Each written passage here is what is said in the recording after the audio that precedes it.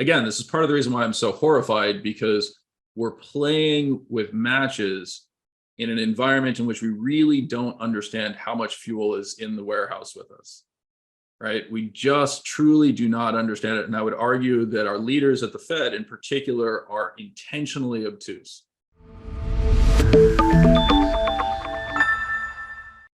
Welcome to Wealthion. I'm Wealthion founder Adam Taggart. Thanks for joining us for part 2 of our interview with portfolio manager Mike Green. If you haven't yet watched part 1 of our discussion with Mike, in which he explains why it will be almost impossible to avoid a painful recession in 2023, head over to our channel at youtube.com/Wealthion and watch it there first. It sets the context for the investment themes we discuss in this video. Mike also generously shares how he's allocating capital in his professional portfolios for the turbulent times he sees ahead, so be sure to stick around to hear that. Okay, let's get started watching part 2 of our interview with Mike Green. I just think the bullish case on China is ridiculous. China in 2013 made a choice that they were not going to reopen in the framework of the Soviet Union under Perestroika and Glasnost, that they were going to move in the opposite direction on the J curve, right, which is the political stability dynamic, and move back towards a totalitarian and socialist component. You can see this very clearly in the data. It makes perfect sense, particularly when you understand the true demographics of China, where their labor force began to contract in 2012 and has been falling for a decade. Their population has now turned negative. Apparently, they've lost 100 million people, right? And I mean, literally, their census has lost 100 million people. Yep. That's what a one-child policy does to you, but yeah. Well, what I'm actually saying is that their census miscounted 100 million people. So their population is not 1.4 billion people, it's 1.3 billion people. And for political reasons, they refuse to admit that they're now smaller than India, right? So like that gives you some idea of the extent of the chaos that has existed in China for over a decade. They, by and large, anytime a country faces an internal contraction in population like that, remember, an economy is just people doing favors for other people. So if you reduce the number of people, the bias should be towards fewer favors and an economy contracts. Right. Hey, and I'm sorry, but just to clarify, because it's an important point, did the population contract in reality, or did it just contract on paper, meaning where the previous census is bad and it was a readjustment that went down, or literally because of their policies, they've actually lost that 100 million people? Both. So it appears that they overstated their population significantly, and it now appears that their absolute population numbers are contracting. Okay, and that's a big deal because everybody still thinks of China as this growth powerhouse from a population standpoint.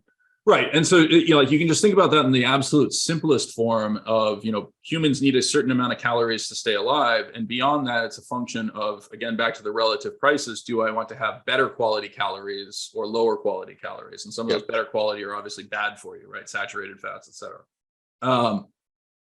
China is now in contraction mode, and it is going to shrink for the rest of our foreseeable lives. It's entirely plausible that China's population falls by 50% over the next 30 years. My God. That's a staggering number.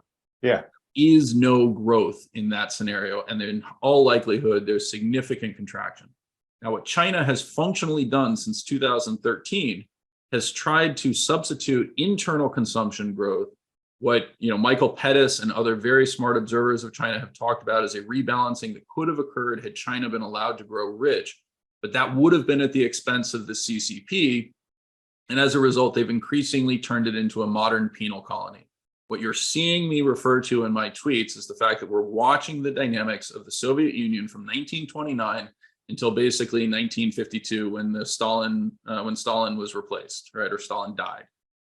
It is turning into a penal colony. I realize how offensive that sounds, but look at the actual data of what's happening. The revolts are happening from workers who are locked into factories. Think about that for a second. They're not able to work. They're not able to make incomes for their family. They're not able not to. These are slaves. That's a really strong statement. I understand that, but that is actually what is happening. And we Westerners are complicit in our use of iPhones and everything else. Now, they are rapidly moving away. India is taking over. We're doing all these things, but this is really important for people to understand. And it's part of the reason why I'm putting out offensive statements like linking what's happening in Xinjiang or happening in these uprisings to the Holodomor in Ukraine under Stalin, right? The export quotas have to be met. That means that the domestic consumption has to be penalized. So this is a question for a full interview on this topic, but the prospects for China, I assume, get even worse as hopefully the Western world begins to really wake up to this and say, you know what, we got to friend shore, we got to change our, trade relationships, et cetera, not even just for supply chain resilience and all that type of stuff, but because we can't be supporting a regime like this, right? So you've got a population that's in contraction mode, and you've got its economic partnerships contracting away from it as well, right? I mean, that's just got to spell a really bad future for China. Yeah, no, it is a terrible, terrible future. Okay, which is again, I'm painting with a broad brush here, but I think in most people's minds they still have the like, China's the one part of the world. It's the hottest part of the global, the engine of the global economy. It grows every year at 7+%. One day we're all going to be, serfs to our Chinese overlords. You're basically saying that's really a fiction, folks. I think it's giant fiction. I've been calling it that for over a decade now. Okay. God, I could talk about it forever. I'm going to hop to topic number 2, and then we're going to land the plane here together, Mike. So you just recorded a discussion on George Noble's program where you were in deep conversation with a guy who goes by the moniker Bitfinex. Yeah. And you guys were talking about the unfolding FTX scandal, which still seems to surprise us nearly every day with some new mind-boggling or mind-blowing development. I'm just curious, and on the day we're talking here, BlockFi, a very prominent crypto lender, they just declared bankruptcy. It seemed like this might be another shoe to drop, but it indeed is dropping today. What were your key takeaways from that conversation, and anything you want to say just at a high level, because I can't give you a lot of time to say about the implications and the repercussions of this implosion at FTX? Well, unfortunately, I think crypto and Bitcoin as it exists today, particularly the dynamics of Bitcoin maximalism, exhibit all the characteristics that we're talking about with China, et cetera, right? Now, remember that China is supported by the labor of 1.3 billion Chinese, and therefore can last quite a bit longer. Something like crypto is effectively a very small universe that is structurally Ponzi. There is no mechanism for money to be created within the system. And so it constantly needs to draw in money from outside.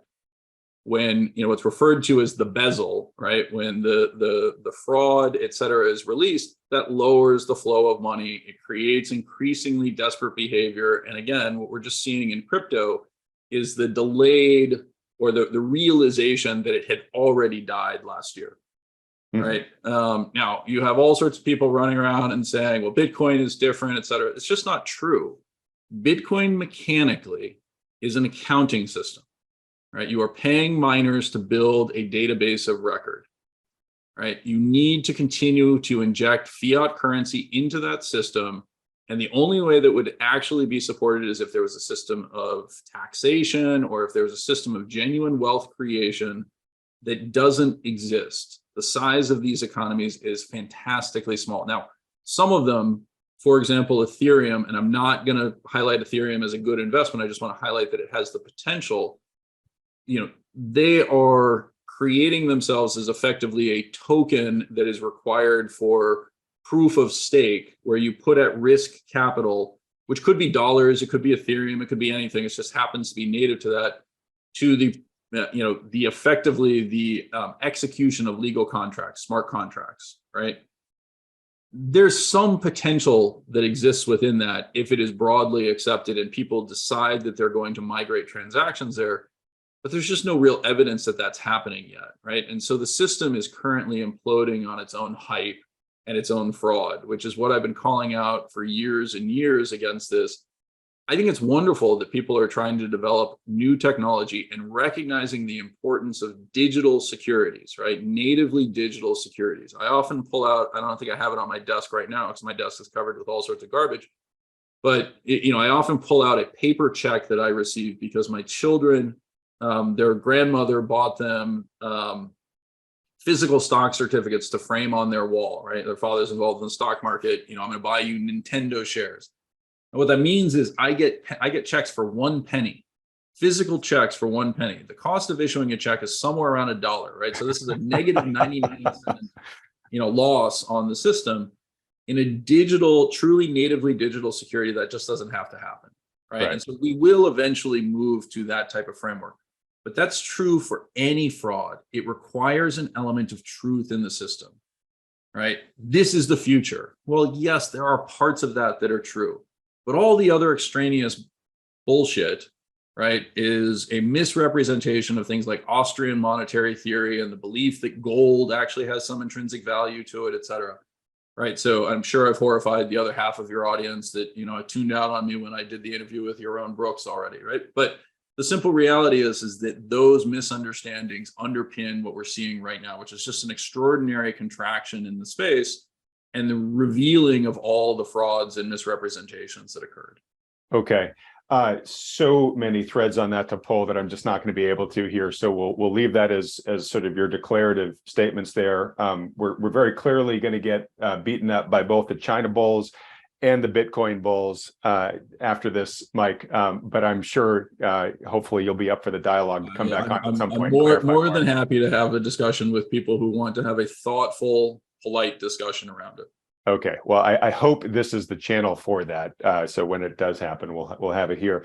All right. Well, look, first I want to thank you for giving us so much time. Like I said, we're going to land the plane together here. So last questions really just are around your outlook for the markets going forward into next year, and then again, if we can just get a reminder, a refresher of what you're thinking of doing from a capital allocation standpoint. But I guess as we look to the markets for next year. You said you think a recession is highly likely. I'm guessing, correct me if I'm wrong, that you think the bear market that began this year, and it's so funny to me, like you even made the comment that this has been, one of the worst markets for stocks and bonds in many, many years, and it has collectively. But at the time you and I were talking, Mike, what's the Dow down? I mean, I don't even think it's down double digits yet. I mean, I think the S&P is down what right now, like maybe 12, 13% for the year? No, the S&P is down 16 and change, but Okay. I mean that is one of the interesting and deceptive components to it, right? Which is, if I go back a couple of days ago, you're correct that the S&P and Dow were barely down double digits. I don't know what the Dow is down. I don't know. And actually I haven't seen the markets today, so it sounds like it's a down day. It is a down day, but But the point is it's not; these are not Armageddon, the world is ending numbers, but because we've had such a long stretch of tranquil, liquidity supported, inexorable rises in the markets over the past decade, this feels like Armageddon to a lot of people. Yeah, no, I think that's right. And again, I would just draw people's attention to the similar pattern of an elevated but non-spiky or cathartic level of equity volatility, right? So if I look back at this looks exactly like the period from basically the summer of 2006 when the quant quake, which nobody is old enough to remember anymore, occurred, and you basically saw an unanticipated unwind of many factors, caused firms like AQR, et cetera, to suffer, right? That was the kicking off of a period of higher volatility that never really retreated. And we stayed in that range all the way through September, through August of 2008, when finally the collapse of Lehman Brothers and the failure of the US government to step in and backstop the system led to the cathartic events that we began to see. I just think something similar is underway, that we're seeing a very high level of sustained volatility without the sort of cleansing of positions that would indicate capitulation. And it strikes me as inevitable, given the interventionist behavior from the Fed and the challenges that exist out there, that we're going to break something, truly break something. My biggest fear is all the dynamics that we're talking about, right? Remember what pulled us out of 2008 were two really important things. One, the Fed lowered interest rates to such an extent that those who held homes were able to refinance their mortgages and dramatically lower their monthly expenses. Mhm. That doesn't exist now. There is no scenario under which that can occur. Something like $5.5 trillion worth of Fannie debt is outstanding with a coupon level of around 3%. Yep. Right? To get that to refinance, we have to lower mortgage rates below 2.5, which means functionally 10s need to go back below 1%, and you need to get credit spreads to tighten. That's a Right. really challenging environment. I mean, that's like a negative nominal Fed funds rate at that point in time, right? Pretty darn close, right? That's a really, really hard nut to crack. The second thing that happened in that environment is China stimulated, right? And China still had the potential to stimulate under those conditions. I actually took my family on a tour of China in early 2009, specifically to understand what was underway. And it was very similar to our COVID dynamics, massive amounts of money printing, et cetera. Right? That potential really doesn't exist anymore. Yeah, and I've mentioned this recently too. I just want to underscore it that China really did kind of rescue the global economy coming out of the global financial crisis because it did not have a lot of debt on a relative basis going into that period, and it decided to really debt finance to lever up going forward after that. Now it has so much debt it can't do that again. Correct. Yeah. So look, I mean that again, this is part of the reason why I'm so horrified, because we're playing with matches in an environment in which we really don't understand how much fuel is in the warehouse with us. Right? We just truly do not understand it. And I would argue that our leaders at the Fed in particular are intentionally obtuse.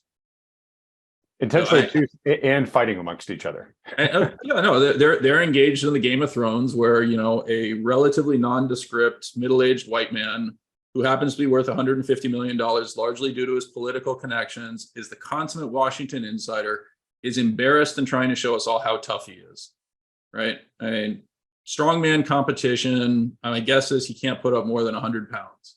And I would argue that his intellectual justifications are roughly as robust.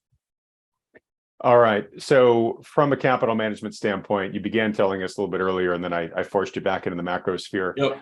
What do you feel comfortable sharing about what you're doing? And are there certain asset classes you think or strategies you think are better for going into this year? Are there ones that you would not touch with a 10-foot pole? What do you think of? So, again, I think what we have largely seen to date has been relative strength from, this should strike people as very paradoxical, right? Given the increase that we've seen in interest rates, one of the most remarkable things has been the very limited drawdown that we've seen in cyclically exposed, highly levered companies.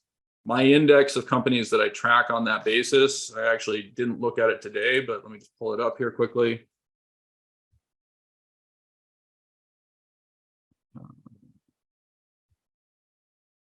On a year-to-date basis, it's down 5.9%.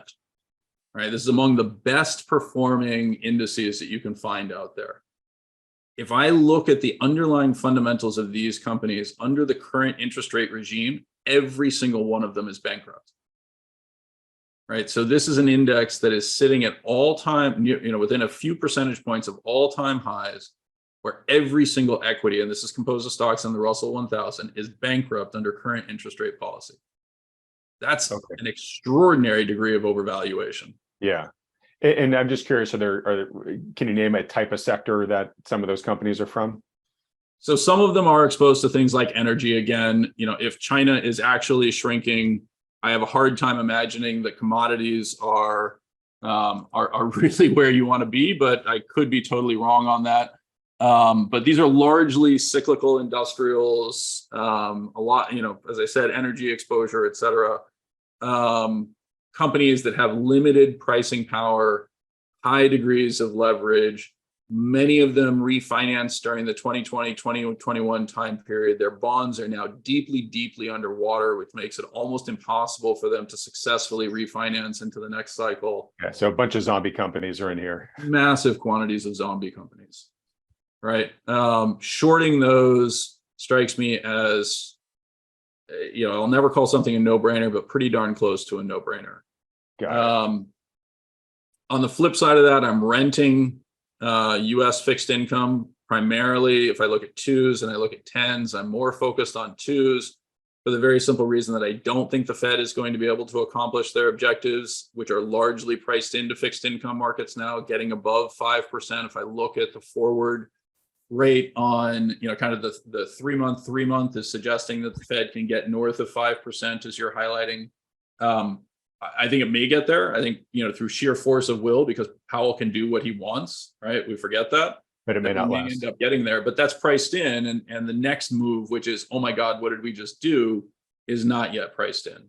Got it. And sorry, when you say renting, does that just mean that you're kind of parked in funds that buy these things?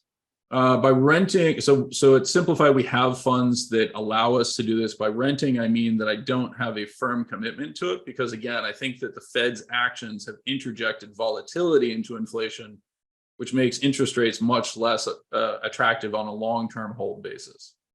Got it. But so basically, you're in a liquid fund that if you change your mind tomorrow, you can easily get out of, is what you're saying? Absolutely. Okay, and we've had a number of folks on this channel recently that have echoed the same strategy, which you're saying, which is that if you are skeptical of the Fed even getting to 5% or getting there, but being able to stay there, and something breaking and the Fed having to bring, either pivot policy and start cutting rates, or it just breaks something and the world freaks out and capital starts seeking safe haven. Those are all reasons for why bond yields, treasury bond yields could go down, and treasury bond prices would go up. Yes. And in certain cases, and I won't put words in your mouth, but in certain cases, if that were to happen relatively extremely on the far end of the curve, the treasury curve, you could get some really pretty substantial price appreciation. And so right now, folks are saying this is actually kind of a pretty interesting place to look, because in the short term, you're just finally getting paid something notable to park in relative safety. And then if indeed we do have this big swing, well, you could make a lot of money on your capital there too. I think that's correct. I mean, the specific vehicles that we're in, again, I encourage people to check out the Simplify website. We have products that are designed to allow me to invest at the front end of the curve with more exposure than I might have at the back end of the curve. If I look at periods where stuff like this has happened in the past, you have extraordinary volatility in the yield curve slope, meaning that twos would respond and tens might not respond as much, right? So I actually prefer to own the twos versus the tens, although I own both. Got it. Okay. All right. So you gave us a great short to look at. You gave us, a good potential long to look at, but with an eye towards, being able to get in or out based upon the dynamics of what happens. Anything else materially that you're looking at? Yeah, I mean, and I should say, we have a lot of people that are just saying cash is not a bad place to be. That's pretty close to what I'm saying when I say the front end of the curve, right? Right, because it's highly liquid. Yeah. So I guess no, I mean, I think that's pretty much it. I would just encourage people to understand that when I say these things, and I say them with such certainty, right? Like, this is my opinion. It doesn't necessarily reflect Simplify, et cetera. But more importantly, we are now actually truly exploring unexplored territory, right? The 20th century is finally over. The 20th century had some really unique characteristics to it. Global population exploded in a manner that we've never seen before. Yeah, right? I highlight this. Sorry to interrupt, but what did we start at? Do you know what we started the 20th century? Because I know we just had the 8 billionth person born like last week. So we started the 20th century at about 1.5 billion people, about 1 billion people in the global labor force. We ended the 20th century officially in 2000 with about 7.5 billion people, 7.2 billion people, and roughly 5.5 billion people in the global labor force. I'm actually more focused on the second part of it, right? The global labor force. That, quintupling plus of the global labor force is something that has never happened before in history, right? And actually, one of the charts that I'm starting to write a piece around is the origin of the word, or the use of the phrase, commodity. right? Which goes back all the way back to Roman times, but didn't even begin to show up in literature until the end of the 19th century and through the 20th century. And it literally looks like the arc of population, because the entire 20th century was unique in its need to source things for a rapidly expanding global population. The 21st century is all about the collapse of that, right? We're talking about the next 100 years, the global population falling unless we figure out ways to radically lower the cost of raising human beings. And that's a really frightening prospect. Right. So it is fundamentally and deeply deflationary. It's one of the reasons why we need to rethink all the stuff that we take for granted. Right. Now I've, of course, opened something up much, much bigger, but like these are the deep realities. And so anyone who tells you they know what's happening has no idea. We truly have no idea. All right. So just to put some words in your mouth, in periods of high uncertainty, that's not where you want to be adopting necessarily a highly speculative investment strategy. Yeah, I mean, by definition, those are the technical terms. Those are the ass end of the capital structure, right? So part of the point that I'm making is, like, if U.S. Treasuries are going to fail, man, U.S. equities are not protection, right? Yeah. Like, the government has to be funded before anything else. We're seeing that in China. That's what's happening. That's the transition to penal colony, right? They don't let it go quietly. I'm not suggesting the same thing in the United States is inevitable, but unless we start making better policy choices, we could very well end up in a similar situation. I see you putting your head in your hands. Yeah, well, so this goes back to what I used to do for a living before I started running Wealthion, and this was a really critical topic. I'd love to have you back on and just focus on this, Mike. But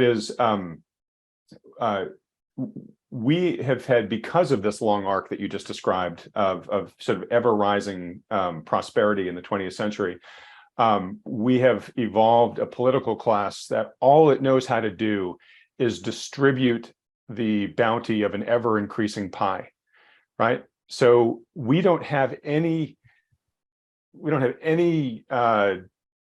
stored memory. We don't have any experience at the political level in how you ration a pie that is not growing, or, to your point, maybe even shrinking, right? So we have the exact wrong muscle memory and lived experience of our leaders right now for the type of future that you're describing that we're heading into. So that's why I put my head in my hands here, because I just don't expect better decision-making from that crowd. It's got the exact wrong experience base for the type of future we're heading into, possibly. So I agree with part of that statement. I actually think the biggest risk that we run is the misdiagnosis of the need to ration, rather than the recognition that the potential exists for us to massively multiply human productivity in the same way that we did with physical capability in the transition from the 19th to the 20th century, taking a human being or a horse that could produce 1 manpower or 1 horsepower and turning it into a situation in which I've got 400 horsepower sitting under the hood of my totally average car, right? Like, that's an extraordinary multiplication. The 21st century could dwarf that in terms of the growth of intelligence, the growth of capabilities, the growth of productivity. But we lack the will and the vision to do so. And we're actually trapped by leaders, much like the Soviets were in the 1930s, who are forced to say, well, what happened in the past and how could we organize it without the expertise that's required? The entire point around capitalism, to bring this right back to the first part of this conversation, a shift in relative prices is a signal to devote resources. If we try to subsume those and prevent those signals from coming to the economy, we're going to fail. And that's what we're doing. Yeah. Well, personally, I cannot argue with that at all. And I'm knowing the Wealthion audience as I do, you're going to have a lot of people that are right behind you on that one. That's the first time they're going to like me in this entire conversation. That is not true at all. You're going to have a lot of fans. I know you've got a lot of fans coming into this, but I know you've won over a bunch of folks through this discussion. You're a very smart guy, Mike. Yeah, I mean, it really all comes down to the fact is will we let market forces and market signals, flourish more than we have to date? I don't know. Not terribly optimistic. We unfortunately know the answer. Under the current crop of leadership, the answer is no. Right. Yeah. What is the old Einstein quote that you can't rely on the same thinking that got you into the problem to get you out of it? or to come up Yeah, with a solution to that, something like that. or there's a variety of those, but yes, I broadly think that that's correct. And I would just again highlight, like, if you really want to understand what happened over the last 500 years, as painful as it is, people need to recognize that the discovery of the New World, quote unquote discovery, I understand we displaced Native American tribes and everything else, right? But they were a fraction of the population. We introduced an exit voice. We basically allowed customers of the crown in various places in Europe and Asia to say, screw you, you guys don't know what you're doing. I'm going to go somewhere else. That forced reform, we've lost that. We don't have that capacity today. And so we have to work much, much harder than we ever have in the past to release the same capability, right? Like that possibility is there, but without the exit voice, I'm unfortunately really concerned about it. All right. Well, Mike, I'd love to have a conversation with you. And I know I've already identified like 5 or 10 so far, but about with just, hey, we were to make you emperor. What policies, what reforms would you want to most embrace going forward to try to tap into that, to re-energize the global economy with that type of opportunistic and whatever you want to call it, spirit that enabled us to be as productive as we were. So, I mean, look, if appointed, I will not run, or if nominated, I will not run. If elected, I will not serve, right? I can't do it, is the simple answer, right? There's too many unknown pieces in a puzzle. And so if I'm trying to architect that system, all I can do is say, the most important thing is to actually allow these signals to hit the private sector and allow other individuals to receive those signals and profit from the prosecution of them.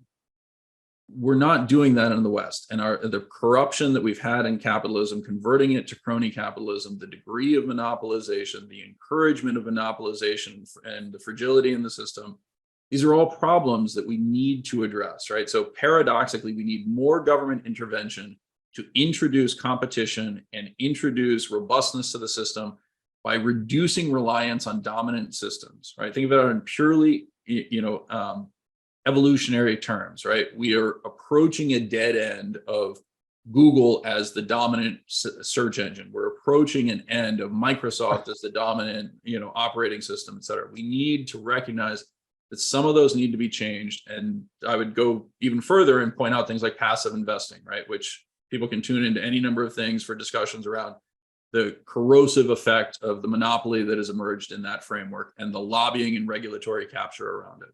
So if I'm going to change something, I'm perversely actually going to encourage government intervention to drive increased innovation and competition.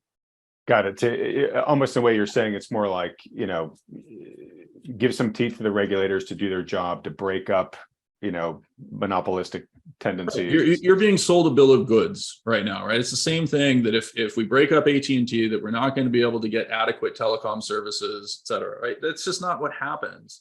What you actually do is you liberate unbelievable resources. We're massively abusing our patent law system. We're massively abusing our intellectual property system. We're massively abusing our system of taxation on an international basis. We know all this, and we're terrified to react to it because we're just so frightened of change. All right. Well, I'm literally biting my tongue super hard here because there's so much I want to ask you, but we've got to bring it to an end here. Yeah. I know you don't want the role, but I think given what you just laid out there, Mike, I think you just basically won the audience's vote for our next emperor. So, look, last question here for you, which is for folks that have really enjoyed this discussion and would like to follow you and your work, where should they go? Easiest place to find me is on Twitter at ProfPlum99. You can also find me on the Simplify website, www.simplify.us.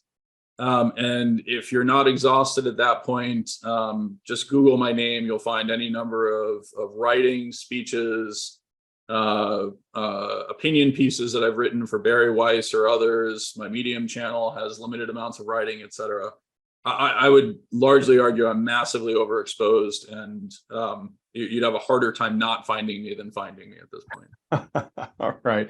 Well, look, Mike, when we edit this, we'll put up the URLs to your Twitter handle and Simplify and whatnot, so folks can easily find you.